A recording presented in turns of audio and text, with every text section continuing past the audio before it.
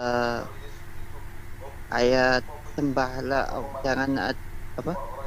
Jangan ada yang lain selain Allah gitu. Sembahlah Allah. Oh, Oh, semacam Al-Ikhlas itu, Bang.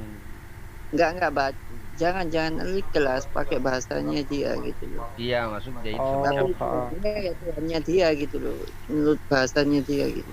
Selawatan. kalau di dalam Torah tuh cuman dikasih petunjuk, kan ayatnya kan terpecah-pecah di tempat yang berbeda tuh, jadi formulasinya nggak mungkin sama dengan formulasi Quran. Tapi kalau tidak boleh menyembah berhala itu gini, lo anakhi Hasyam Allahaka, itu kan pembukaannya, aku adalah Hasyam Tuhanmu. Lo yihyalaka, tidak akan ada padamu, maksudnya jangan dan tidak boleh. Lo yihyalaka alaihim ahrim alpanai, tidak akan ada padamu kekuatan lain di hadapanku. Jadi Hasyam tidak menghendaki bahwa dirinya itu diduakan atau ada sesembahan kedua dan ketiga selain daripada dirinya gitu. Itu perintah untuk tidak boleh menyembah berhala. Lalu perintah untuk tidak boleh membuat patung dan gambar itu, lo ta'asalaka, tidak akan kamu membuat bagi dirimu, tasal patung, bakhol tamuna, dan seluruh gambar. Terus nanti ada lanjutannya yang di langit, di bumi, dan di laut, dan seterusnya. Terus dikatakan lo tishtahawa laham, dan tidak boleh kamu sujud pada mereka, welo ta'afdah, dan tidak boleh kamu beribadah kepada mereka. Jadi perintah ini ada di dalam Torah. Nah, kalau perintah masalah aku ini Allah, sembahlah aku, formulasi yang seperti itu tidak ada. Tetapi kalau kita melihat di dalam Torah, Hasyam memberikan perintah kepada Moshe untuk disampaikan kepada pada Faraon. Bani Israel. Ya. Jadi Moshe diberikan perintah oleh Hasyam untuk disampaikan kepada Faraon.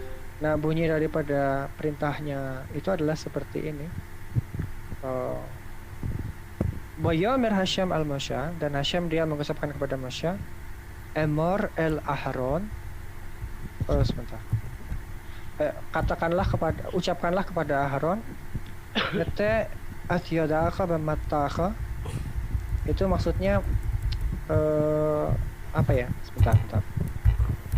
Nete asyadaka bamattaka. Oh, ini ayatnya beda. Sorry. Ayatnya salah ngambil.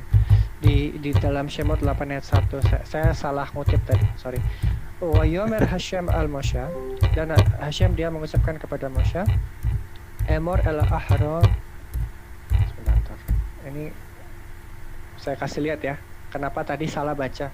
Karena gini, karena kalau kita ngutip dari kitab Kristen itu pasti salah. Ayatnya pasti salah. Ini. Yang tadi saya baca di sini udah bener 8 ayat 1, tapi kok teksnya beda gitu loh. Nah, padahal kalau kita lihat di sini di Shemot 8. Nah, harusnya begini, wa yawma Hasyam al-Moshe amor al-Aharon nata atyadakha bemate al-Naharot al-Hayyarim wa al-Ha'agamim wa al-Asbara. Ini kok beda sih? Kayaknya ada di belakang. Nah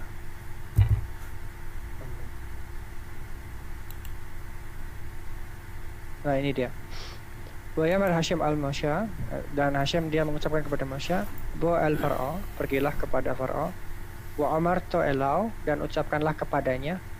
Di sini dikatakan Ko Amar Hasyam, demikianlah Hasyam dia telah mengucapkan, Shalah et ammi, bebaskanlah umatku, wa ya'afdunni, supaya mereka beribadah kepadaku. Jadi perintah beribadah itu ada dalam Torah. Cuman perintah beribadah itu bukan dalam bentuk syair sastra seperti yang di dalam Quran. Innani Allah, sesungguhnya aku ini Allah gitu. Tidak menggunakan syair sastra yang seperti itu. Dia hanya berbentuk perintah. Kau amar Hashim, shalah et amni wa ya'buduni. Jadi bebaskanlah umatku supaya mereka akan beribadah kepada aku begitu. Mirip-mirip. Jadi kalau formulasi kalimatnya pasti beda karena ini perintahnya itu bukan dalam bentuk syair dan sastra, tetapi perintah verbal aja, communication, percakapan biasa, tetapi itu maknanya adalah perintah dari Hashem gitu. Jadi perintah beribadah ada, tidak boleh menyembah berhala ada, tidak boleh membuat patung dan gambar ada, dan tidak boleh mendoakan Hashem ada, itu ada juga, dan tidak boleh menganggap Hashem itu laki-laki atau perempuan atau putra manusia juga ada. Ya betul. Nggak, tapi saya tanya, Hashem ini terjemahannya bahasa Inggrisnya itu the Lord ya, sama seperti the Lord, karena mereka sebetulnya terjemahan Inggris ini juga tidak sempurna, saya katakan 90%. Kenapa?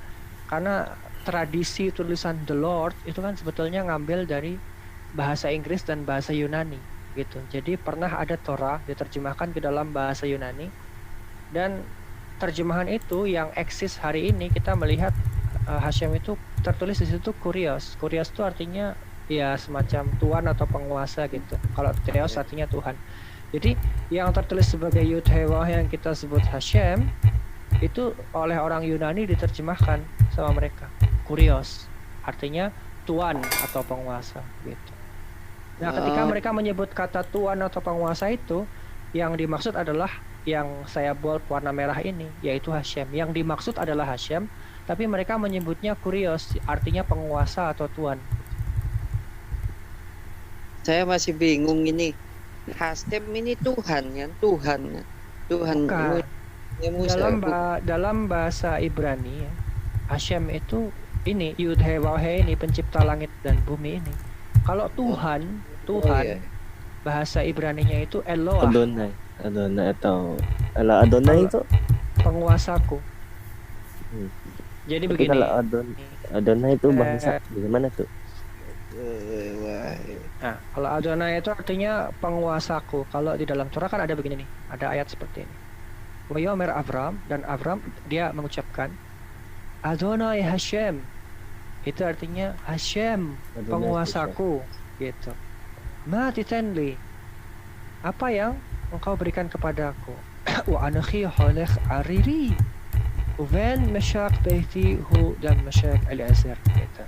Apa yang engkau berikan kepadaku? Gitu. Aku meninggalkan dengan tidak memiliki seorang anak gitu. Dan yang mewarisi rumahku adalah Al-Azhar, orang Damsyik atau Damsyik gitu. Nah, ketika dia menyebutkan Adonai Hashem, itu dia menyebutkan Hashem penguasaku atau Hashem tuanku. Itu bukan Tuhan artinya. Kalau Tuhan itu nanti pakai kata Eloah atau Elohai, Elohai itu Eloheka gitu. Nah, kalau kita melihat kata Eloah di dalam Torah ya, seperti ini misalnya. Nah, di sini wayishman yashurun wayifat shamanta avita kasita wayitash Allah. Nah, kata Allah atau Eloah inilah yang artinya Tuhan sebetulnya.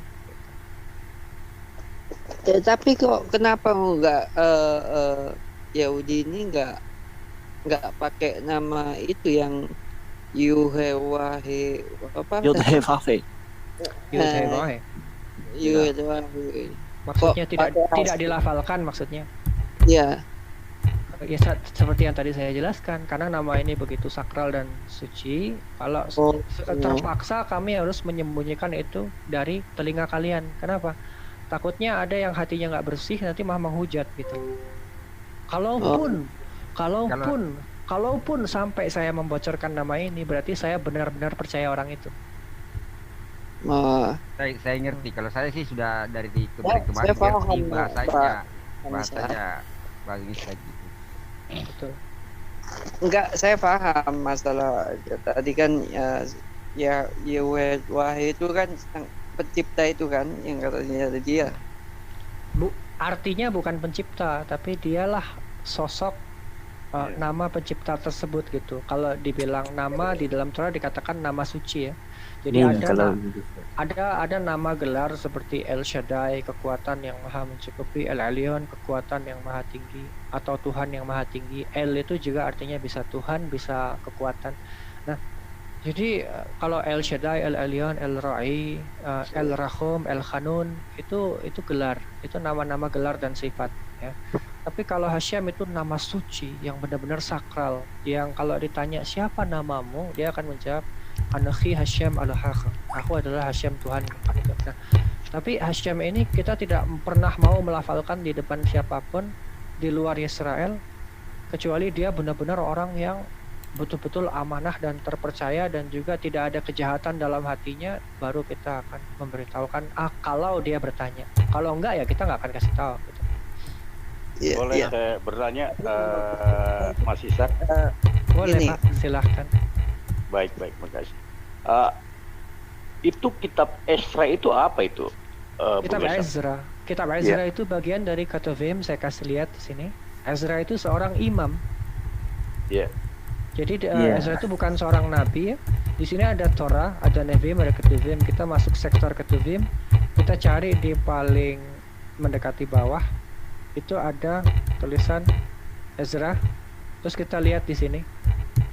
Vishnat Ahad Lachoresh Malach Paras. Jadi ini menceritakan waktu di tahun pertama dari Raja Koresh. Terjemahan Inggrisnya Cyrus, itu kalau Ibraninya Koresh ya, raja dari Persia.